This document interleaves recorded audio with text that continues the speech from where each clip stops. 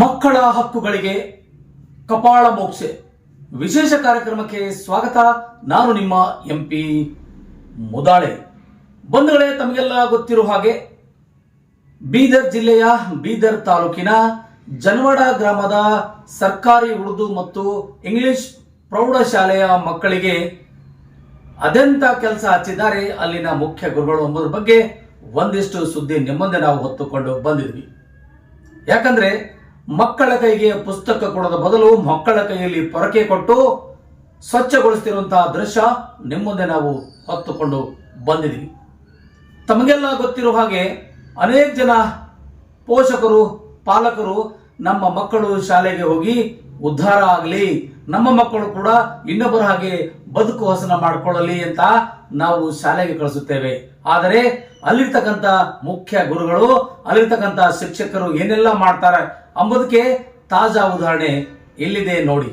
ಯಾಕಂದ್ರೆ ನಾವು ನಮ್ಮ ಮಕ್ಕಳಿಗೆ ಮನೆಯಲ್ಲಿ ಕೂಡ ಯಾವುದೇ ಕೆಲಸ ಹಚ್ಚೋದಿಲ್ಲ, ಆದರೂ ಸಹ ಇಲ್ಲಿ ಆ ಮಕ್ಕಳೇ ಪೊರಕೆ ತಂದು ತಾನೇ ಕ್ಲೀನ್ ಮಾಡಿಕೊಂಡು ಉಡುಗಿಕೊಂಡು ಸ್ವಚ್ಛ ಮಾಡಿಕೊಂಡು ಕೂತ್ಕೊಳ್ಬೇಕು.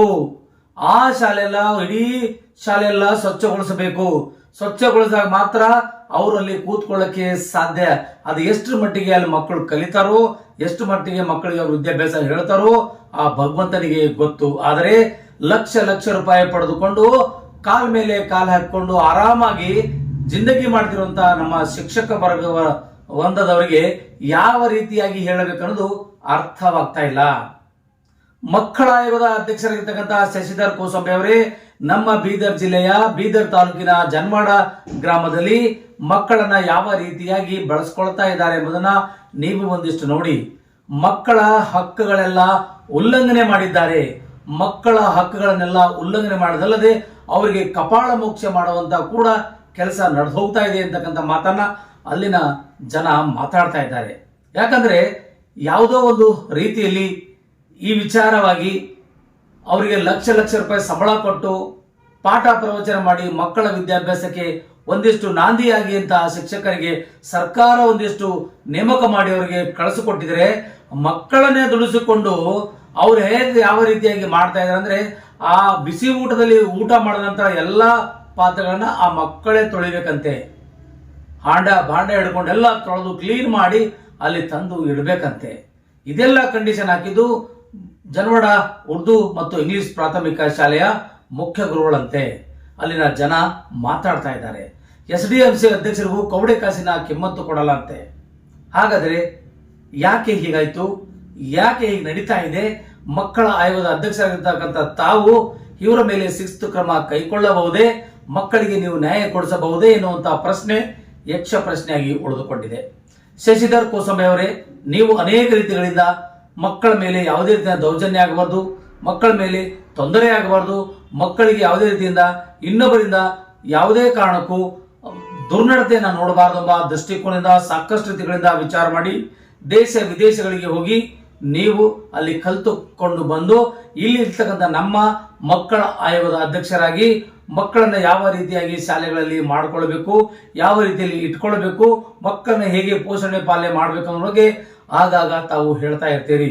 ಆದರೆ ಈ ನೀವೆಲ್ಲ ಹೇಳಿದನ್ನ ನಮ್ಮ ಬೀದರ್ ಜಿಲ್ಲೆಯ ಬೀದರ್ ತಾಲೂಕಿನ ಜನವಾಡ ಗ್ರಾಮದಲ್ಲಿರುವಂತಹ ಏನು ವಸತಿ ಶಾಲೆ ಪ್ರಾಥಮಿಕ ಪ್ರೌಢಶಾಲೆ ಉರ್ದು ಮೀಡಿಯಂ ಇದೆಯೋ ಆ ಉರ್ದು ಮೀಡಿಯಂ ಶಾಲೆ ಮುಖ್ಯಗಳಿಗೆ ನೀವು ಹೇಳಿದ ಅರ್ಥ ಆಗಿಲ್ಲ ಅಂತ ಕಾಣಿಸ್ತಾ ಇದೆ. ಈಗಲಾದರೂ ಒಂದಿಷ್ಟು ಮಧು ಬಂಗಾರಪ್ಪನಾಗಿರ್ಬೋದು ಅಥವಾ ಜಿಲ್ಲಾ ಪಂಚಾಯತ್ನ ಸಿಒ ಆಗಿರ್ಬೋದು, ಜಿಲ್ಲೆಯ ಜಿಲ್ಲಾಧಿಕಾರಿಗಳ ಶಿಲ್ಪಾ ಶರ್ಮಾ ಆಗಿರ್ಬೋದು, ಈ ಮಕ್ಕಳನ್ನ ಈ ರೀತಿಯಾಗಿ ದುಡಿಸ್ಕೊಳ್ಳೋದು ಯಾವ ನ್ಯಾಯ?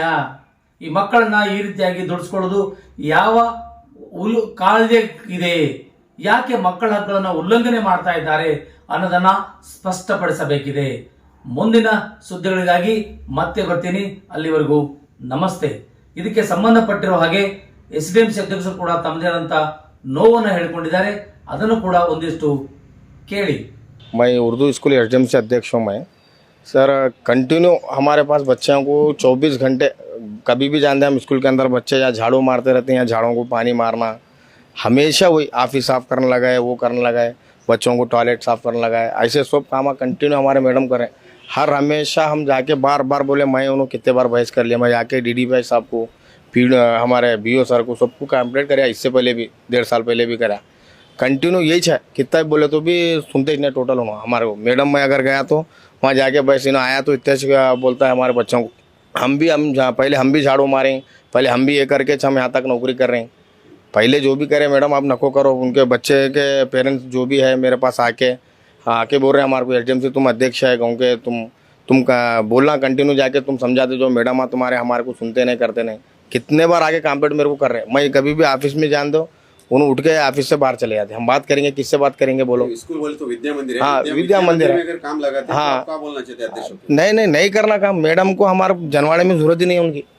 हम 1000 मरतबा यही बोल रहे हैं उनको, कभी भी मैडम बच्चे काम नहीं करना बोल तो हम बाहर कभी भी ऐसा हम गेट के अंदर आ रहे समझो, सीधा बच्चे या बाहर खेलते रहते हैं ग्राउंड में।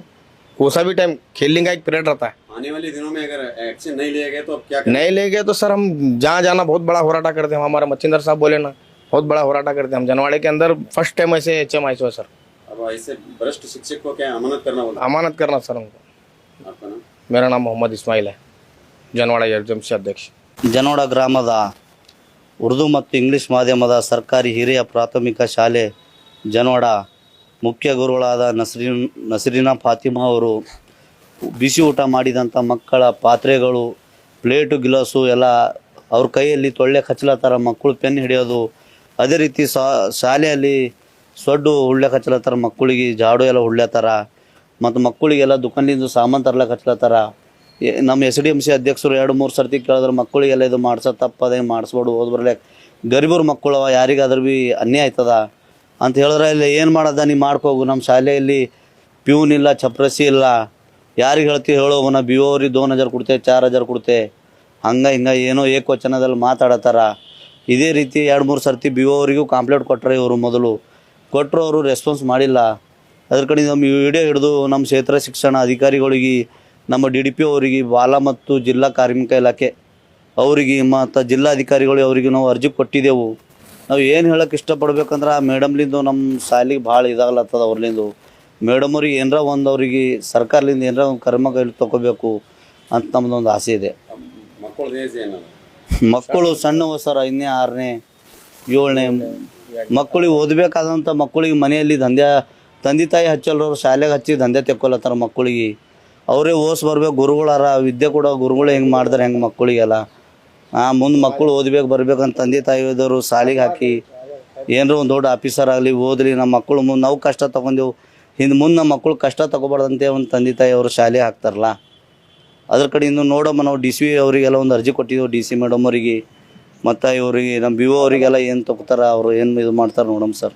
ಅಂತ ಭ್ರಷ್ಟ ಶಿಕ್ಷಕರಿಗೆ ಏನು ಹೇಳಕ್ಕೆ ಇಷ್ಟ?